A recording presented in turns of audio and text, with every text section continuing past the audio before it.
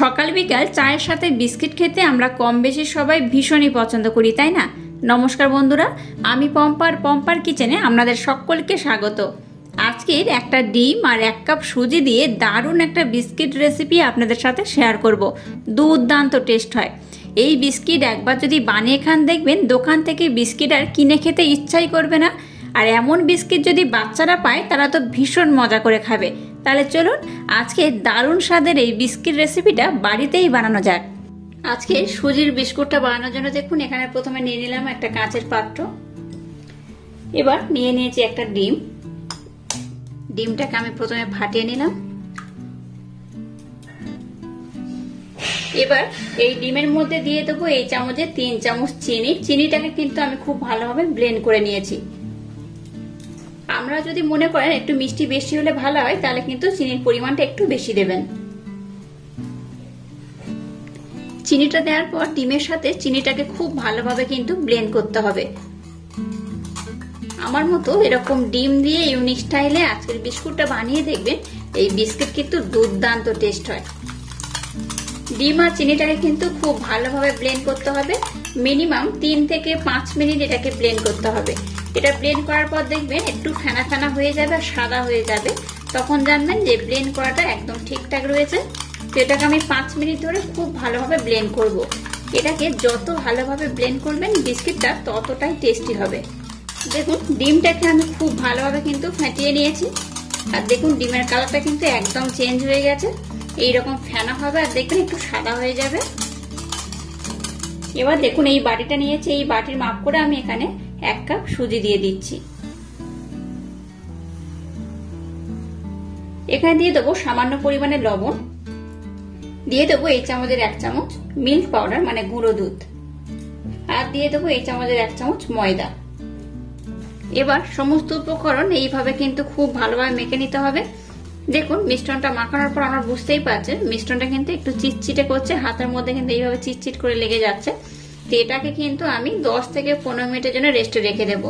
যেহেতু এখানে আমি সুজি ব্যবহার করেছি তাই সুজি কিন্তু আগের থেকে বেশ অনেকটা ফুলে যাবে আর ডোটা কিন্তু একটু টাইট হয়ে যাবে। খুব টাইট হলে যেমন এটা হবে না, খুব নরম থাকলেও হবে না। তো যাই হোক এটাকে আমি খুব ভালোভাবে মেখে নিয়েছি।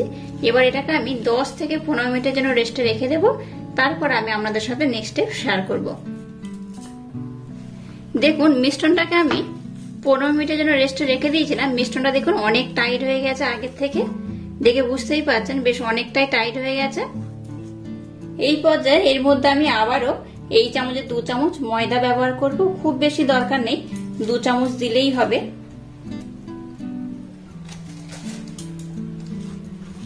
মিশ্রণটা রেডি করার জন্য আপনাদের যতটা ময়দার প্রয়োজন কিন্তু সেইভাবে ব্যবহার করতে পারেন। তো দেখুন এখানে আমি 2 চামচ ময়দা ব্যবহার করলাম। 2 চামচ ময়দা ব্যবহার করলেই কিন্তু আমার এই মিশ্রণটা একদম রেডি হয়ে যাবে। দেখেই বুঝতে পারছেন আমি যেভাবে মাপ নিয়েছি সেইভাবে কিন্তু এইটা বানিয়ে দেখবেন। সমস্ত কিছু মাপ নিয়ে এই বিস্কিটটা কিন্তু দুর্দান্ত খাস্তা হয়, খেতে সুন্দর হয় আর দেখতে তো অসাধারণ হয়। দেখুন এটাকে আমি খুব ভালোভাবে কিন্তু ময়দা দিয়ে মেখে নিয়েছি। খুব বেশি কিন্তু আবার টাইট করা যাবে না। এখনো দেখুন হাতের মধ্যে কিন্তু একটু চিটচিটে ভাব হয়ে লেগে যাচ্ছে, এইরকমই হবে। এখানে আর ময়দা ব্যবহার করার দরকার নেই। এই পর্যায়ে এখানে আমি সামান্য পরিমাণে ঘি ব্যবহার করব। ঘিটা দিয়ে এটাকে আমি আরেকবার মেখে নেব। ঘি দিয়ে বানালে কি হয়, এটা কিন্তু দুর্দান্ত একটা স্মেল আসে, খেতেও খুব সুন্দর হয়। এখানে আমি মোটামুটি সব রকম উপকরণ ব্যবহার করে নিয়েছি। এখানে আর একটা উপকরণ অ্যাড করতে হবে। আমি আপনাদের দেখিয়ে দিচ্ছি আর কোন উপকরণ অ্যাড করতে হবে। দেখুন একদম শেষে এখানে সাদা তিল 1 চামচ ব্যবহার করব। এই সাদা তেল দিয়ে কিন্তু এটা মাখালে, এই তিলটা দেওয়ার পর এই বিস্কিটটা কিন্তু দেখতে খুব সুন্দর হয়। যাই হোক তিলটা দিয়ে এটাকে আমি আরেকবার খুব ভালোভাবে মেখে নেব। দেখুন মিশ্রণটা একদম রেডি হয়ে গেছে। এবার আমি হাতটা ধুয়ে নেব। দেখুন আমি হাতটা ধুয়ে এসেছি। এবার হাতের মধ্যে আমি একটু সামান্য পরিমাণে ঘি লাগিয়ে নেব। আপনারা চাইলে ঘির পরিবর্তে কিন্তু সাদা তেলও ব্যবহার করতে পারেন। এবার এখান থেকে আমি এইভাবে অল্প অল্প নেব। আপনারা চাইলে কিন্তু একটু ছোট বড় করেও বানাতে পারেন। তো আমি এইরকম একটা করে ডো করে নিলাম। এবার এটাকে হাতের মাধ্যমে চাপ দিয়ে একটু গোল করে নেব। গোল করার পর দেখুন এটাকে আমি এইভাবে শেপ দিয়ে দেব, একটু গোল করে। দেখুন এইভাবে আমি শেপ দিয়ে দিয়েছি। এবার দেখুন এটা কাঁটা চামচ আমি নিয়ে নিয়েছি, কাঁটা চামচের মাধ্যমে এটাকে এইভাবে আমি একটা শেপ দিয়ে দেব। দেখতেও খুব সুন্দর হয়, বাচ্চারা ভীষণ আকৃষ্ট হবে। দেখুন কত সুন্দর দেখতে হয়েছে। এইভাবে কিন্তু আমি সবগুলো বানিয়ে নেব। আবারও বলছি, আপনারা কিন্তু একটু ছোট বড় করেও বানাতে পারেন। দেখুন সবগুলোকে আমি কত সুন্দর করে বানিয়ে নিয়েছি আর কত সুন্দর দেখতে হয়েছে। দেখুন অসম্ভব সুন্দর দেখতে হয়েছে। চলুন এবার নেক্সট স্টেপ শুরু করা যাক। এবার দেখুন গ্যাসটা জেলে দিয়ে একটা কড়া বসিয়ে কড়ার মধ্যে তেল দিয়ে তেলটাকে আমি একটু হালকা করে গরম করে নিয়েছি। খুব বেশি গরম করলে কিন্তু হবে না, একটু হালকাই গরম করতে হবে। এবার বিস্কিটের শেপ দিয়ে যেগুলো বানিয়ে নিয়েছি সেগুলো একটা করে দেবো আর খুব ভালোভাবে ভেজে নেব। একটা কড়াতে যতগুলো ধরবে দিতে পারে, তো আমি এখানে 2 থেকে 3টে দিয়েই ভাজবো। 3টে দিয়ে দিলাম। গ্যাসের ফ্লেমটাকে একদম লো রেখে উল্টে পাল্টে কিন্তু এটাকে ভাজতে হবে। গ্যাসের ফ্লেমটাকে একদম হাই দেওয়া যাবে না। দেখুন এটা দেখতে কত সুন্দর হয়। এটা দেখতে যতটা সুন্দর হবে খেতে কিন্তু এর থেকে আরো বেশি দুর্দান্ত হয়, খুব টেস্টি হয়। বাচ্চা থেকে বড় ভীষণই পছন্দ করবে। যাই হোক, এবার এটাকে আমি একটু উল্টে পাল্টে লাল লাল করে ভেজে নেব। খুব লাল করার দরকার নেই, একটু হালকা লাল লাল করে ভেজে নিলেই হবে।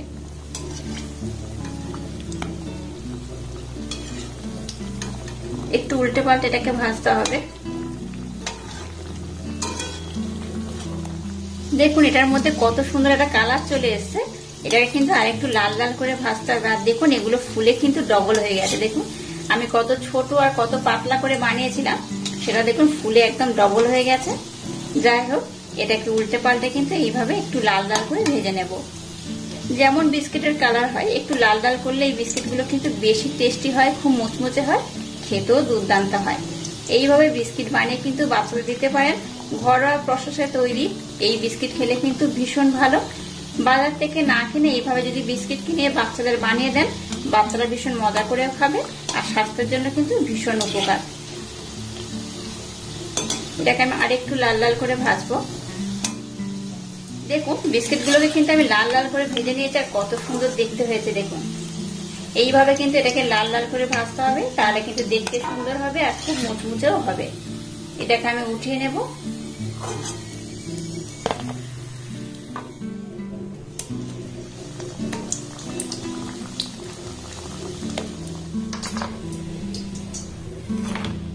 দেখুন সমস্ত বিস্কিটগুলোকে কিন্তু আমি খুব ভালোভাবে ভেজে নিয়েছি। আচ্ছা এখানে আমি আপনাদের একটা টিপস দিয়ে দিই। এই যে দেখতে পাচ্ছেন আমি সাদা তিল ব্যবহার করেছি। সাদা তিল প্রথমে আমি সবগুলোর মধ্যে দিয়েছিলাম, কিন্তু একদম শেষে মানে ডিজাইনটা করার পর কিন্তু আর দেওয়া হয়নি।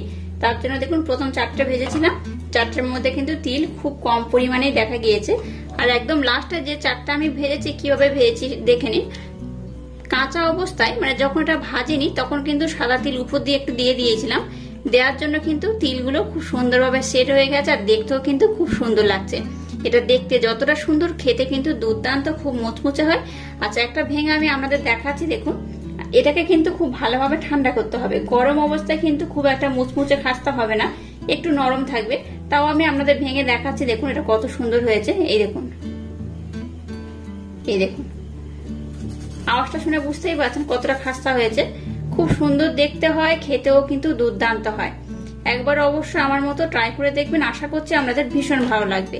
আর আজকের এই ইউনিক স্টাইলে বিস্কিটের রেসিপি যদি আপনাদের ভালো লাগে, তাহলে চ্যানেলটাকে লাইক, শেয়ার, কমেন্ট এবং সাবস্ক্রাইব করবেন আর পাশে থাকা বেল আইকনটা প্রেস করে দেবেন। তাহলে টাটা, আবার দেখা হচ্ছে নতুন কোনো রেসিপি নিয়ে।